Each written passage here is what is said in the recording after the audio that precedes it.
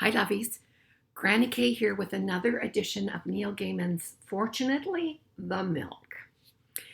For those of you that have been listening in, we left off with Dad, who has the milk, and the dinosaur Professor Steg, and they're about to be thrown in a volcano, maybe? I don't know. Anyway, there's the volcano looking very angry and hungry, apparently, because they were going to be sacrificed to the volcano. But they're going up in the hot air balloon to make an escape, I think. Anyway, if you haven't been following along, go back and listen to the other two videos, and then you can catch up with us. So I'm going to start from where we left off. Hang on. He was a Stegosaurus? Yes. Then how could he just climb up a rope ladder?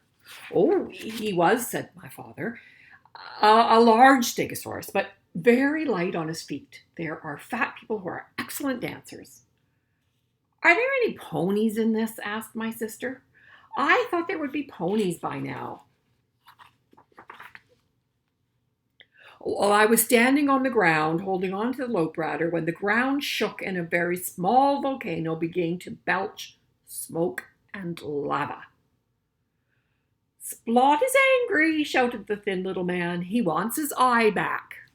Remember, his eye was the green jewel that they got.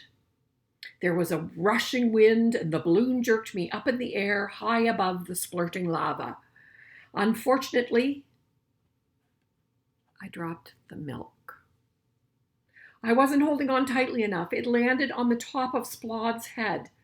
Professor Steg hauled the rope ladder up with his tail. I've lost the milk, I told him. Ooh, that's not good, he admitted. But I know where it is. It's on top of Splod's head, on the side of the volcano. Professor Steg said, Good, Splod. What on earth is that? Before our eyes, another balloon just like ours appeared over the volcano. A man hurried down the rope ladder. He placed an emerald in Splod's eye, picked up the milk from Splod's head, ran up the ladder, and the balloon vanished. Whoa! The very small volcano stopped erupting as suddenly as if it had been turned off. Well, that was a bit peculiar, wasn't it? Said the professor. It was, I agreed, gloom and despair and despondency overcoming me. That man in the balloon stole my milk. We are lost in the past with jungles and pirates and volcanoes, and now I will never get home, and my children will never have breakfast. We are doomed to float forever through the dusty air of the past in a hot air balloon. Oh, no. It is not a balloon, said Professor Steg. It's a floaty ball person carrier. And what nonsense you do talk. Now, I think that should do the trick. He finished attaching the emerald to the box, using string mostly, and also sticky tape, and he pushed the red button. Where are we going? I asked. It seemed like the sun was zooming across the sky as if nights were following days in a flickering strobe. The far, far future, said Professor Steg. The machine stopped. We were hanging in the air above a grassy plain with a very small gray mountain beneath us. There, said Professor Steg. It is now an extinct volcano, but look.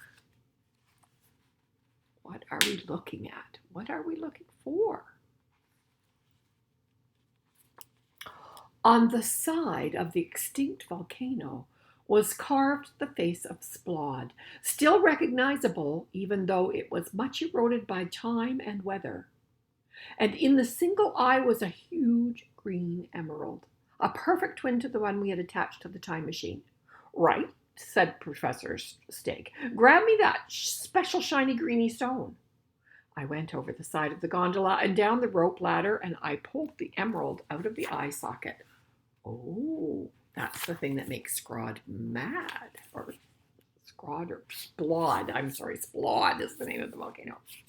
Below me on the plain, a number of brightly colored ponies were gathered, and when I picked up the emerald, one of them shouted up at me, "You must be the man without the milk. We have heard about you in our tales." "Why are you on a pink pony with a pale blue star on the side?" I asked. "I know," said the pony with a sigh. "It's what everybody's wearing these days. Pale blue stars are so last year." Just in time, in comes a pony.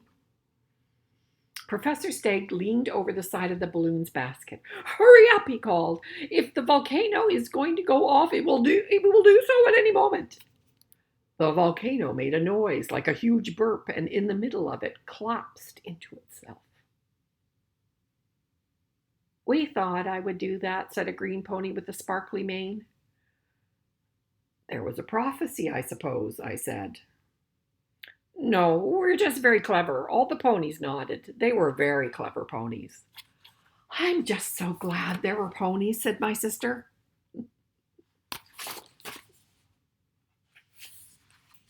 I got back into the balloon basket. Professor Stagg unhooked the first emerald from his time machine and replaced it with the one that I had just taken from the weathered face of Splod in the future.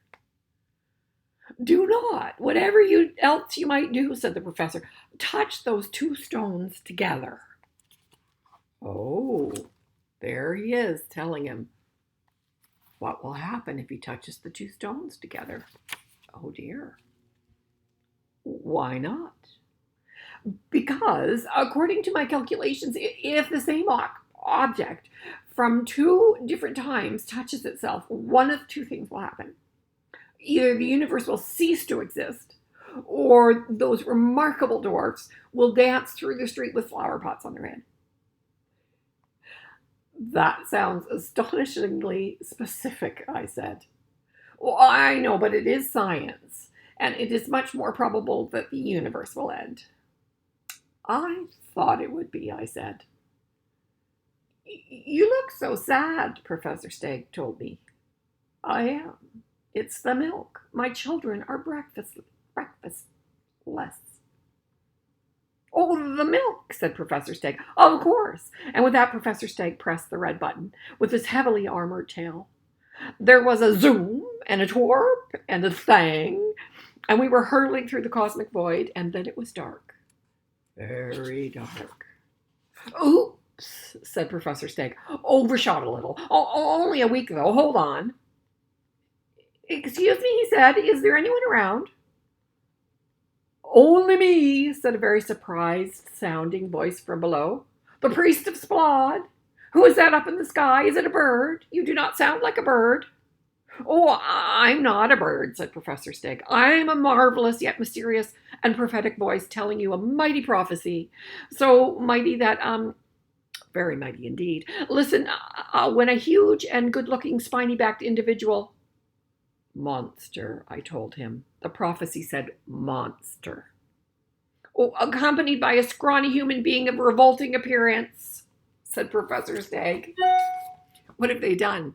They've gone back in time now, and they're leaving that prophecy. This story is incredible.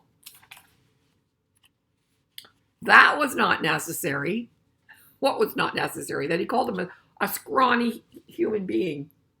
Lands in a floaty ball person carrier, you must not sacrifice them. You must instead take them to the volcano and give them the eye of Splod. And this shall be the way that you shall know them. The human being will be holding up some milk.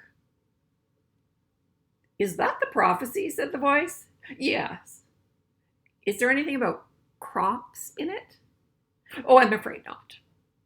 Oh, well, thank you anyway. Prophetic and mysterious voices from the air. I pressed the red button.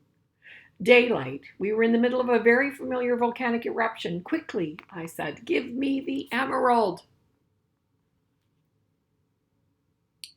A little way away, I could see a balloon being blown through the sky while fire and ash were swept around it by the wind.